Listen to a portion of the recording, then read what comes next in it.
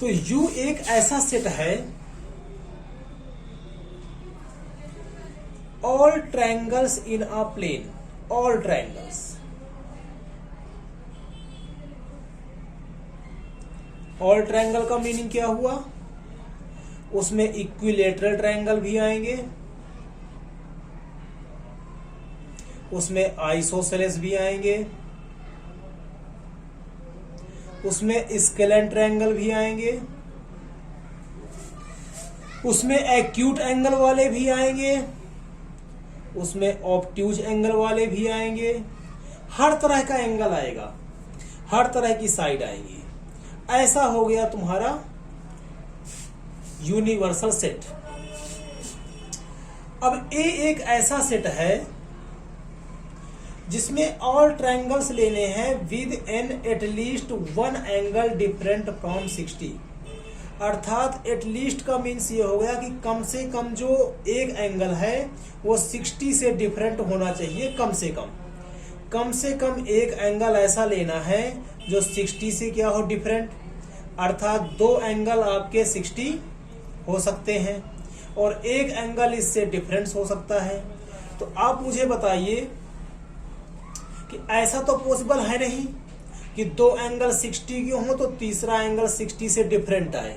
ऐसा पॉसिबल नहीं है, क्योंकि हमें पता है कि यदि हम इनको ABC मान लें, इनको हम ABC मान लें, तो A plus B plus C equal to कितना होता है, 180। और यदि दो एंगल इसके 60 के हुए तो सीधी सी बात है तीसरा एंगल भी आपका 160 का ही होगा। 60 60 180, अर्थात थर्ड एंगल जो होगा आपका वो कितने का होगा, 60 का होगा। अर्थात ऐसा पॉसिबल नहीं है। क्या पॉसिबल नहीं है? कि एक एंगल जो है वो डिफरेंट आए। तो पॉसिबल क्या है? पॉसिबल ये है कि दो एंगल 60 से डिफरेंट आए। उसने बोला था कि एक एंगल जो है वो 60 से डिफरेंट आना चाहिए, तो हमने एक को ले लिया था, तो ऐसा पॉसिबल नहीं हुआ, तो हमने दो को ले लिया। हमने ले लिया दो एंगल ऐसे ले लिए जो 60 से क्या है, डिफरेंट। अब ये पॉसिबल हो सकता है, अब ये पॉसिबल हो सकता है। कैसे हो सकता है आप देख सकते हो। अब ये ले लिया हमने 60 का, तो 180 माइनस 60 अर्थात 120। अब इन दोनों को प्लस करके 120 आना चाहिए। तो मान लीजिए एक 70 है तो दूसरा 50 है, ठीक है। एक 20 है तो मान के चलिए दूसरा 100 है। ये तो पॉसिबल है आपका। इसका अर्थ ये निकला कि एक एंगल 60 नहीं हो सकता है, एक एंगल 60 हो सकता है, एक से ज्यादा एंगल 60 नहीं हो सकते हैं। वैसे हमें इससे कोई मतलब नहीं है, हमें मतलब है इसके कॉम्प्लीमेंट से। तो ए का कॉम्प्लीमेंट, तो इसमें क्या था कि एक एंगल 60 का होना चाहिए, तो इसका अपोजिट क्या होगा, कॉम्प्लीमेंट तो वही होता है ना कि जो ए पे ना हो। यही है आपका ए का कॉम्प्लीमेंट। कि मान के चलिए ये यूनिवर्सल सेट है, ए आपका सेट है, तो जो बचा हुआ हिस्सा है वो क्या है।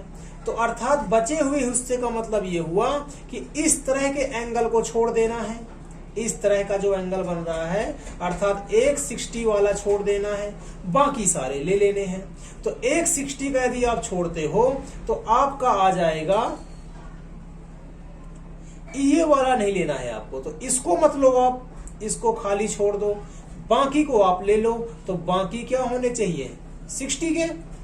ये 60 के नहीं थे, तो इनका अपोजिट क्या होगा कि ये दोनों किसके हो जाएं, 60 के हो जाएं।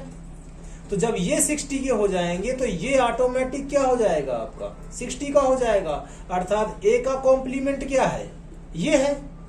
फिर से आप समझ लीजिए इसको।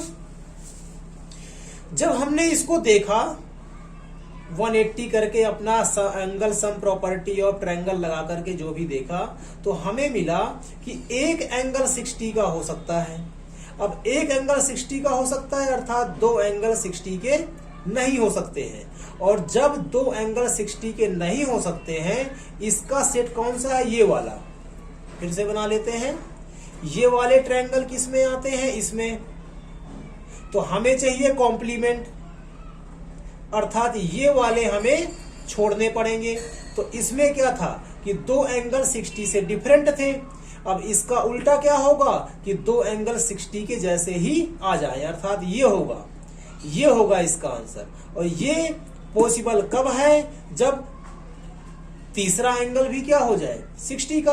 आपको पता है कि यदि दो एंगल 60 के होते हैं तो थर्ड एंगल 60 का ऑटोमेटिक हो जाता है। अभी हमने इसको प्रूव भी किया था। अर्थात जो ए का कॉम्प्लीमेंट आएगा वो क्या आएगा, ये आएगा। और ये होते क्या हैं, तो ये होते हैं आपके इक्विलैटरल ट्रायंगल। अर्थात जो ए का कॉम्प्लीमेंट है वो क्या है, तो इक्विलैटरल ट्रायंगल है।